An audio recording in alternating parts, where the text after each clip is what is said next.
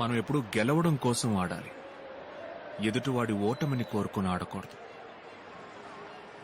నేర్చుకుంటారు. ఖచ్చితంగా ఈ మ్యాచ్ చాలా టఫ్ గా ఉంటుందన్న దానిలో ఎటువంటి సందేహం లేదు.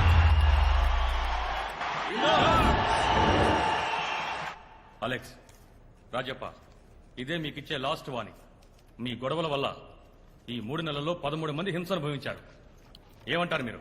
హింస అనుభవించింది మేము సార్, చేసిన అడగండి. వాళ్ళు మొదలు పెట్టారు, మేము ముగించాం. ఏ రావుతురు?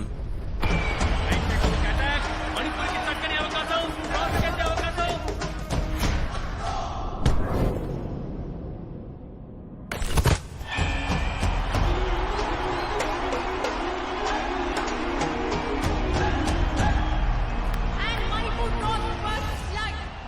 వాళ్ళు తప్పు చేస్తున్నారు సార్.